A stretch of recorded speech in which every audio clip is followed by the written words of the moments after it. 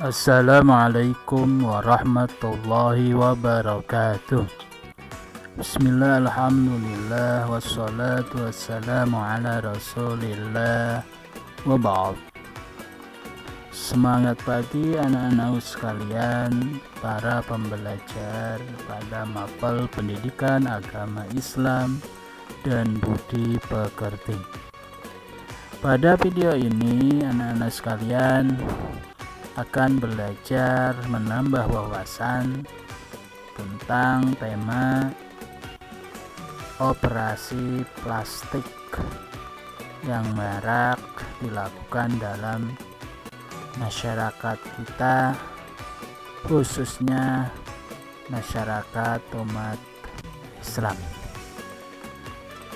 Kita masuk pada pembahasan, silakan disimak anak-anak sekalian. Operasi plastik dalam Islam, tinjauan tentang kebutuhan, prinsip syariah, dan pertimbangan etis. Mari kita buka pembahasan ini dengan bacaan basmalah bersama-sama. Bismillahirrahmanirrahim.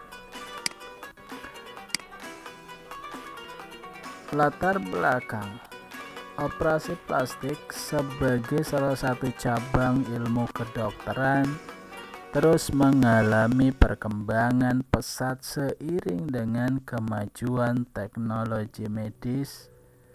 Pada awalnya, prosedur ini lebih banyak dilakukan untuk tujuan rekonstruktif, yakni memperbaiki fungsi atau bentuk tubuh yang rusak akibat cedera penyakit atau cacat bawaan. Operasi plastik jenis ini bertujuan untuk mengembalikan fungsi tubuh sehingga pasien bisa kembali hidup normal dan terhindar dari rasa sakit atau gangguan fisik. Namun, seiring berjalannya waktu, prosedur operasi plastik mengalami perluasan ke ranah estetika. Operasi plastik untuk tujuan kecantikan mulai marak dilakukan oleh masyarakat, baik pria maupun wanita, demi memperbaiki penampilan mereka dan meningkatkan rasa percaya diri.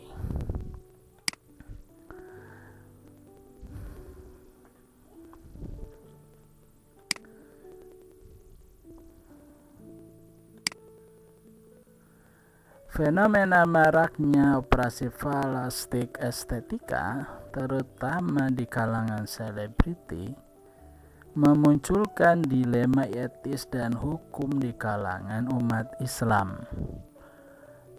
Banyak yang melihat tindakan ini sebagai bentuk tekanan sosial untuk mencapai standar kecantikan yang tidak realistis, yang pada akhirnya menimbulkan perdebatan di kalangan umat atau di kalangan ulama pula tentang batasan etis dan hukum dari operasi plastik dalam Islam.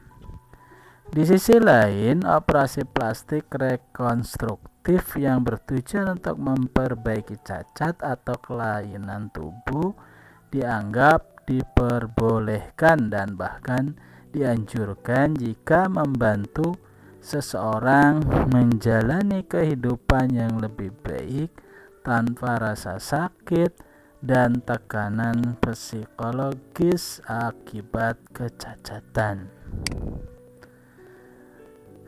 Kita masuk ke kajian teori. Secara umum, operasi plastik dibagi menjadi dua jenis.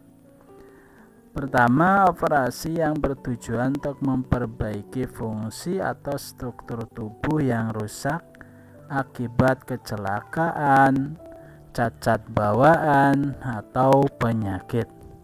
Operasi ini diperbolehkan dalam Islam karena tujuannya adalah untuk menghilangkan madarat dan memperbaiki kualitas hidup seseorang. Kedua, operasi yang dilakukan untuk tujuan kecantikan atau estetika, memperindah tubuh yang sudah sempurna seperti memperbesar payu tet atau memancungkan hidung. Operasi jenis ini umumnya dilarang dalam Islam karena dianggap sebagai tindakan merubah ciptaan Allah Subhanahu wa Ta'ala. Masuk ke teori maslahat dan madharah, dilihat dari kemaslahatan, kebaikan, kemadharatan, bahayanya. Setiap tindakan medis termasuk operasi plastik dalam Islam harus didasarkan pada prinsip manfaat atau maslahah dan madarat atau bahaya. Tindakan yang mendatangkan manfaat lebih besar daripada madarat yang diperbolehkan. Dalam konteks operasi plastik, jika prosedur tersebut dilakukan untuk menghilangkan cacat yang menimbulkan gangguan fisik atau psikologis, maka tindakan tersebut dianggap sebagai maslahah atau manfaat kebaikan dan diperbolehkan dalam syariah. Sebaliknya, jika operasi hanya bertujuan untuk memperindah penampilan fisik tanpa adanya alasan medis yang jelas, maka dianggap lebih banyak madaratnya dan dilarang. Kemudian ada ijtihad dalam hukum Islam. Islam adalah agama yang fleksibel dan mengikuti perkembangan zaman. Salah satu konsep yang mendukung fleksibilitas ini adalah ijtihad, yaitu usaha para ulama untuk menetapkan hukum baru berdasarkan kaidah syariat yang ada. Karena operasi plastik merupakan fenomena modern yang tidak pernah dibahas di bahasa Kanjeng Nabi Muhammad Sallallahu Alaihi Wasallam, maka para ulama menggunakan ijtihad untuk menetapkan hukumnya. Menurut kaidah usul fiqh, tindakan yang dilakukan dalam keadaan darurat atau untuk mencegah kerusakan yang lebih besar diperbolehkan. Oleh karena itu, operasi plastik dilakukan dalam kondisi darurat seperti memperbaiki kecacatan bawaan atau cacat bawaan atau luka akibat kecelakaan diperbolehkan. Pandangan hukum Islam mengenai praktek operasi bedah plastik. Di era globalisasi, banyak orang mengubah penampilan fisik melalui operasi plastik. Dalam pandangan syariah, hukum Islam ini dianggap mengubah ciptaan Allah yang dilarang karena mengikuti ajakan godaan syaitan. Habib Muhammad Quraisyab menjelaskan bahwa mengubah ciptaan Allah tidak sesuai dengan fitrah keagamaan. Tindakan ini sering dipicu oleh faktor psikologis seperti rasa rendah diri. Namun dalam Islam, semua manusia setara di hadapan Allah tanpa membedakan antara yang melakukan atau tidak melakukan operasi plastik. Islam memperbolehkan usaha mempercantik diri, tetapi tidak secara berlebihan atau dengan mengubah ciptaan Allah.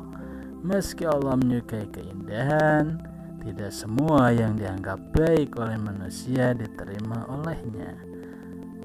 Innallaha jamil yuhibbul jamal. Namun ada pengecualian di mana operasi plastik bisa diterima untuk alasan medis. Batasan yang diperbolehkan dalam melakukan operasi plastik menurut Al-Quran dan hadis. Operasi plastik dibagi menjadi dua jenis. Satu, rekonstruksi dan kecantikan estetika. Operasi rekonstruksi bertujuan untuk memperbaiki kekurangan fisik bawaan seperti bibir sumbing. Sementara itu, operasi kecantikan dilakukan untuk memperindah bagian tubuh tertentu. Selain diatur dalam hukum positif, praktik bedah plastik yang berkaitan dengan alasan medis juga dibahas dalam konteks hukum Islam berdasarkan Al-Quran dan hadis. Operasi plastik yang dilakukan untuk tujuan pengobatan sejalan dengan sebuah hadis yang menganjurkan umat berobat. Hadis tersebut menyatakan bahwa Allah tidak akan mengubah nasib seseorang kecuali jika orang itu berusaha dan berdoa. Ini menunjukkan pentingnya upaya manusia dalam mengatasi masalah kesehatan. Berobatlah kamu wahai hamba-hamba Allah Subhanahu wa ta'ala, karena sungguhnya Allah tidak meletakkan sesuatu penyakit kecuali Dia juga meletakkan obat penyembuhannya selain penyakit yang satu, yaitu penyakit tua. Hadis riwayat Imam Ahmad bin Hanbal dan Imam At-Tirmidzi. Operasi untuk memperindah dan kecantikan diharamkan, sedang untuk menghilangkan cacat atau penyakit maka dibolehkan.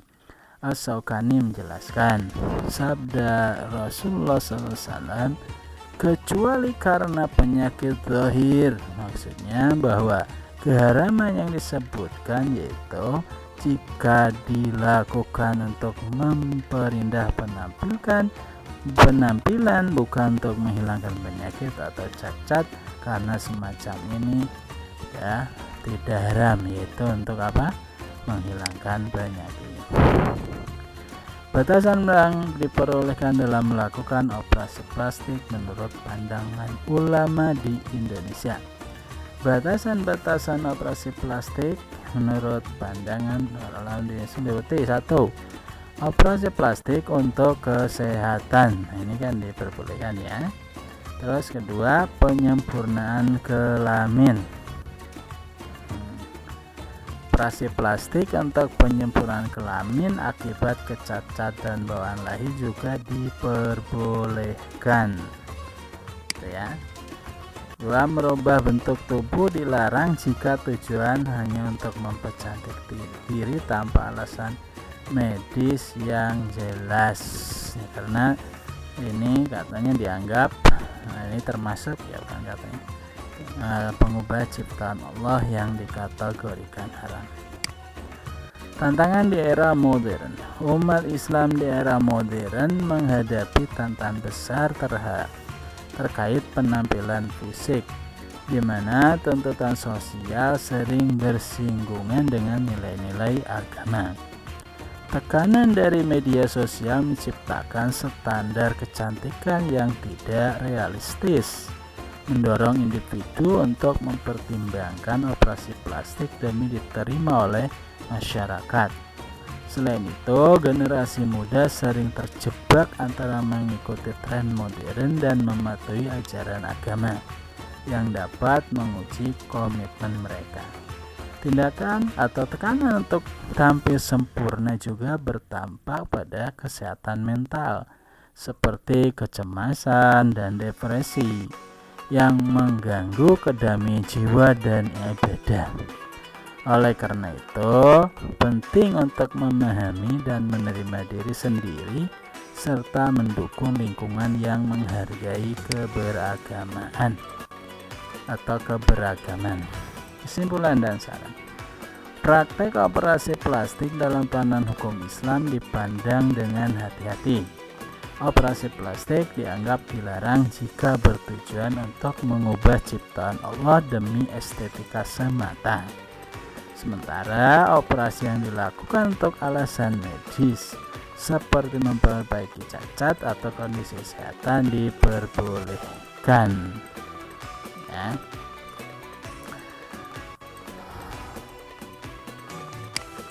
Oke, untuk menghadapi tantangan terkait operasi plastik dan penanganan kemudian penting untuk meningkatkan pendidikan agama yang menekankan penerimaan diri dan nilai-nilai Islam, ya. Qanaat yang sudah diparingi Allah seperti itu, dari sananya ya udah dijaga, jangan dirubah-rubah, yaitu menyalahi kodrat, ya, kemanusiaan. Terus kesadaran akan dampak media sosial dan budaya populer juga perlu ditingkatkan sehingga individu dapat lebih kritis terhadap standar kecantikan yang ditampilkan. Juga selain itu membangun komunitas yang mendukung keberagaman penampilan serta kesehatan mental dapat memberikan rasa penerimaan tanpa tekanan untuk mengubah diri. Terakhir, mendorong praktek medis yang etis dalam operasi plastik sangat penting, memastikan bahwa tindakan tersebut sesuai dengan nilai-nilai agama dan tidak hanya berorientasi pada estetika, bahkan pada penghasilan, ya, cuan. Dengan langkah-langkah ini, umat Islam dapat menjalani kehidupan yang seimbang antara tuntutan modern dan prinsip-prinsip agama, insya Allah. Cukup sekian anak-anak sekalian, mudah-mudahan bisa dicermati teliti penduduk kawasan tentang masalah operasi plastik. Mudah-mudahan bermanfaat. Kita berjumpa kembali pada materi selanjutnya. Kita akhiri dengan bacaan hamdalah alhamdulillahirabbil alamin. Assalamualaikum warahmatullahi wabarakatuh.